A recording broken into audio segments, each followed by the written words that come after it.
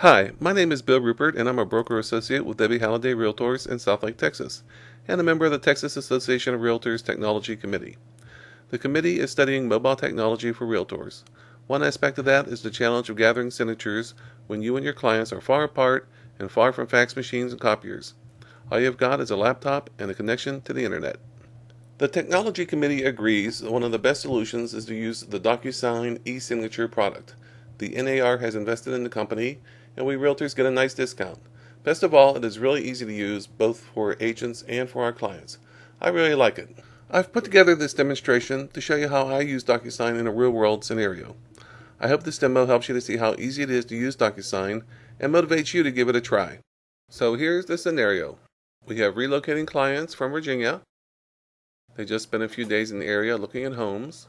They had to go home before they were able to make a final decision. Now they're ready to make an offer, so we'll use ZipForms and DocuSign to prepare their offer and submit it.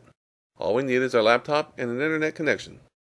During the next few minutes, you'll see how to transfer documents from ZipForm to DocuSign, as well as add extra documents like a seller's disclosure, prepare the contract forms and other documents for signing, send the documents to your clients for their e-signatures, check on the progress of the signing, and finally, create a PDF of the transaction to send to the listing agent. Plus, we'll take a look at how a client goes about signing the document. And here we are in ZipForms. There are 3 forms. We have a 1-to-4 family contract, we have an HOA addendum, and we have a third-party financing addendum. We're ready to send our forms to DocuSign. We need the file menu to be showing. It's already up, so we can roll over and click on e-sign. We click on sign, and up pops all the forms in the transaction. Unselect any forms you don't want to send, and click on the Send for Signature button. Off they go. The DocuSign website is launched, and here are the forms in DocuSign, ready for us to start working on. Let's look at some of the basics of DocuSign before we start getting the offer ready. This is the Prepare Envelope screen. An envelope is DocuSign's name for a bunch of documents that make up a signing package. At the top, we have the Send button to send the documents to the recipients. The Documents button lets us add and delete documents. The Recipients button lets us add recipients. And the Messaging button lets us give the package a name and write a message for all the recipients. Along the left, we have an icon for each page of the package. And on the right, we have different objects that can be dropped onto the forms, including those all-important signatures and initials. Okay, let's start working on the offer package. An important feature of DocuSign is the ability to add many different kinds of documents to an envelope, including Word documents and PDF files. The listing agent posted a copy of the seller's disclosure online, and I want a copy signed by my buyers to be part of the offer. I click on the button that brings up the Documents window. From here, I can add, delete, rename, and rearrange documents. DocuSign thinks of adding a document as uploading it to their site.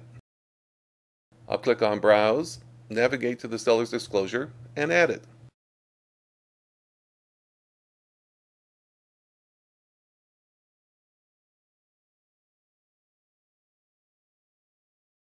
I also have a copy of the client's pre-approval letter, so I'll add that as well.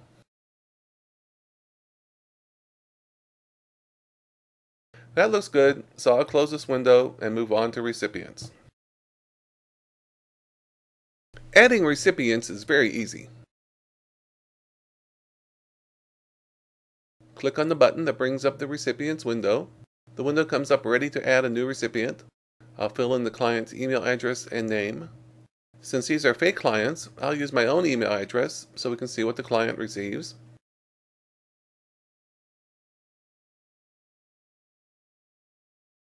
I can put in a little note that'll be only on Frank's email.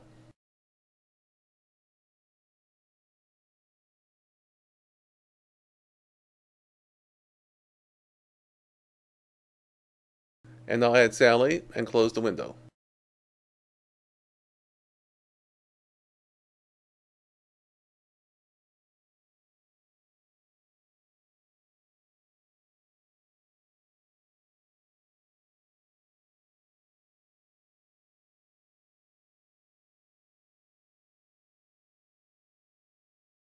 This looks great.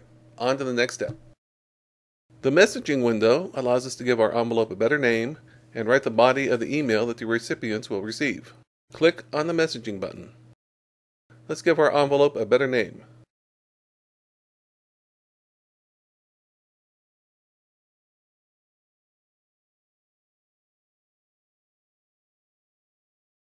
I'll write a little note that will be seen by all the recipients. And that's all there is to that. Close the window and we're ready to mark up the documents for initials and signatures. Now we will add markers to indicate where the recipients should initial or sign. This is called tagging the document. The process is simple, but you do have to be very careful to get all the initials and signatures in the right place. We'll start with Frank Beyer. His name is highlighted in orange, indicating that he is the selected recipient. Find the first spot to initial. Drag an initial tag and drop it where you want an initial. Easy as pie.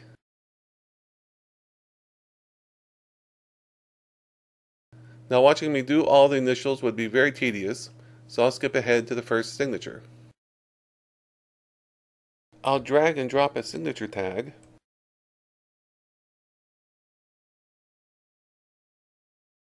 The addendums are done in the same way.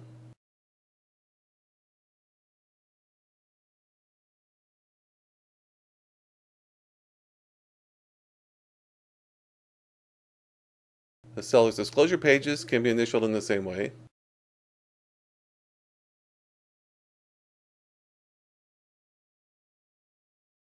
However, the disclosure's signature page is a little different.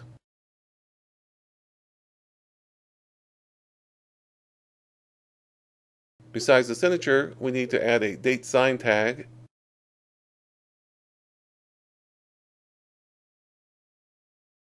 and a full name tag. On the final document, these will show the signer's name and the date they signed. We don't need to do anything to the lender letter, it's just along for the ride. Let's return to the first page and select Sally. I'm going to do some of Sally's tagging without the yellow circle that was added to make it easy to follow the cursor. I want you to clearly see the yellow tab being dragged and dropped, and not be confused by the cursor highlight, which is not seen in DocuSign. And here is the last signature.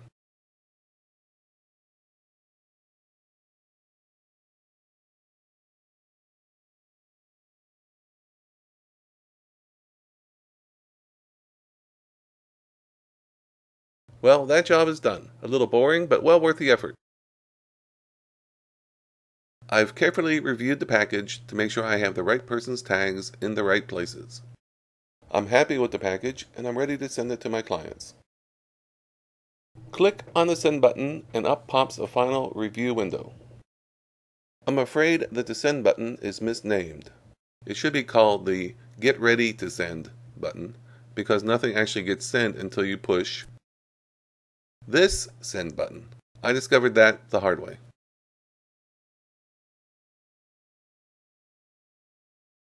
The documents are sent.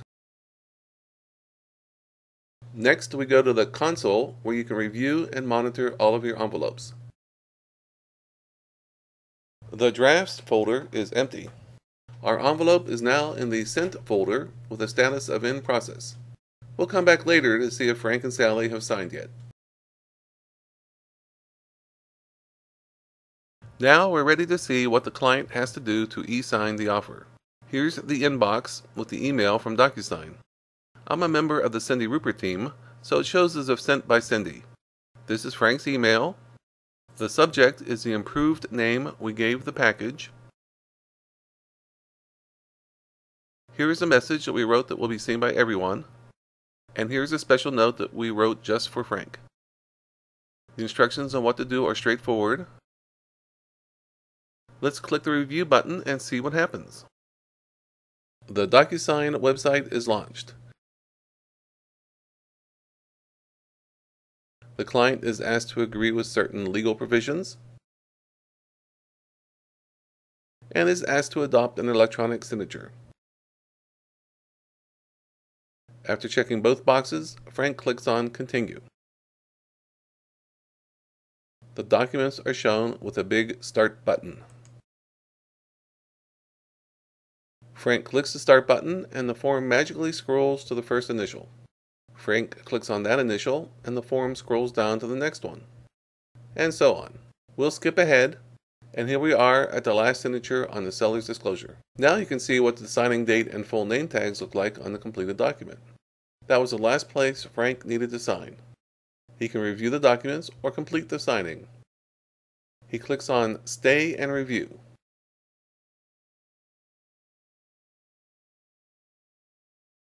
When done reviewing, he clicks on the Complete Signing button at the top of the page. From the completed page, Frank can get a PDF file of the documents, but he just clicks Done and is sent to DocuSign's home page. All done, not hard at all. It's been a while since we sent the offer to Frank and Sally. Let's take a look and see if either or both of them have signed the offer yet. We've logged into DocuSign. The envelope will be in the Sent Items folder. And here we can see that Frank has signed the offer, but we're still waiting for Sally. I better give them a call to make sure there are no problems. It turns out that Sally was just away from her computer for a while and completed the signing shortly after I called. Once again, I'll check the sent items and I'll see that the envelope is now in the completed status. I'll also get an email from DocuSign informing me that the signing has been completed. Now that the offer documents have been signed, we need to send them to the listing agent. We'll create a PDF file that can be attached to an email we send the agent. I'll select the completed envelope and open it.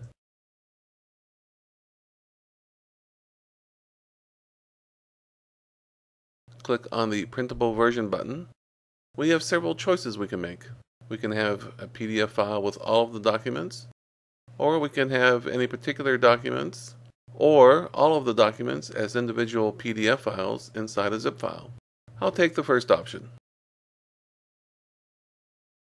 Here is the PDF file inside of the Adobe Reader, and I'll just save a copy from here using the default file name.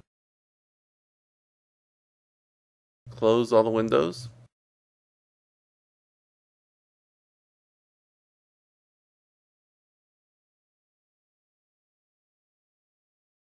And we're done.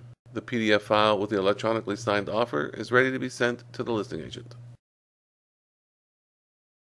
Let's recap what we have seen. We transferred documents from ZipForms to DocuSign and added other documents as well. We prepared the forms for signing by tagging them. We sent the documents to our clients, checked on the progress of the signing, and created a PDF of the transaction to send to the listing agent. And we also saw what the client has to do to sign the document. I was a little nervous about starting to use DocuSign, but once I got my feet wet, I really fell in love with it. I hope this demo motivates you to give it a try.